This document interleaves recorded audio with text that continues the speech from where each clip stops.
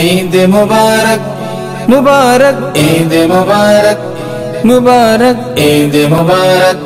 मुबारक ईद मुबारक। څنګه چې تاسو پته ده چې تیر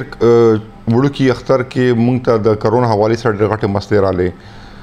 اول کې سونه او بیا د اختر نه پس کې سونه ډېر زیات شو نو د عید باندې فدرل ګورنمنت یا پروینشل ګورنمنت موږ د ډیسټریکټ لیول باندې پلانز جوړ کړل چې یاره کوم هغه غلطیاں یا کمزوریاں وي چې اوښوي او اب اوس نه کیږي نو دا پر روبست سیستمز ډیولپ شو اختر نه مخکې منډیان اسټابلیش کول او ډیزیګنیټډ منډیان دي زموږ 13 او سو واړه زونو کې مونږ لاو کړل دا ټول خار نه بار دي دین علاوه چې کم منډیانو کې دنه صورتحال دي ماسکونه چول دي ټمپریچرز د خلکو بیمار سره راځي ماشومان ورته پریدو کم چې مشران دی ته ریکوست کوو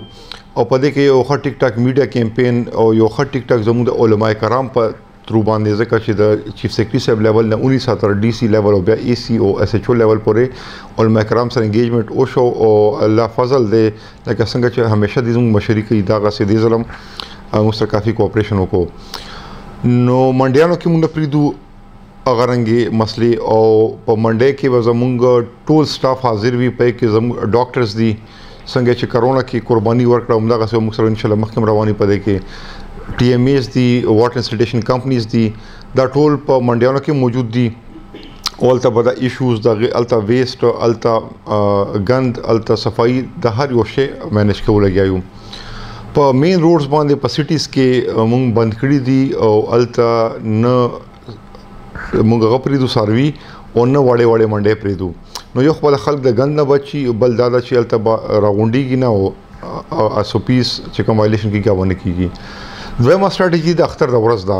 او هم ډېر امپورټنت دا لاله به څنګه کیږي چرته کیږي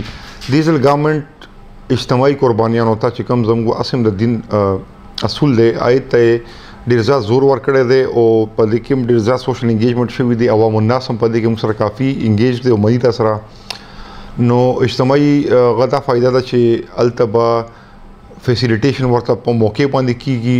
الته کندې کول دي او مغازه کې چې کم ډیسپوزل کیږي یا چې کم خار نه بار کم ویسٹ وړل دي اې د پرم ټي ایم ایس او زموږ دبليو سی سی ام پراپر پلانینګز کړی دي سکیورټي پلانز د دې تیار دي ان شاء الله تعالی تاسو باندې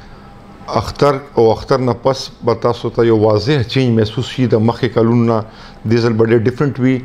او زما خپل د امید دی چې کم د کرونا خلاف جنگ وشو په دې کې ټول سټیک هولډرز د ډاکټرز نه 19 تر لاندې د یو سپای پورې چې کم قربانیاں او شو ان شاء الله برایګا نزي دغه به موږ استعمال کوو او عمدغه څه بل ټیم ورک زی اختر نه په زما امید ده چې ان شاء الله دا کم تسلسل چې روان دي د کیسونو په ډیر کم لیول باندې عمدغه سی وزي او را روانه میاش کې موږ د نوې چهل پهل وینو او روانه میاش کې ان شاء الله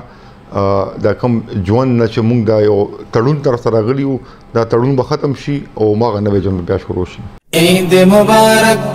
मुबारक ईद मुबारक मुबारक ईद मुबारक मुबारक ईद मुबारक।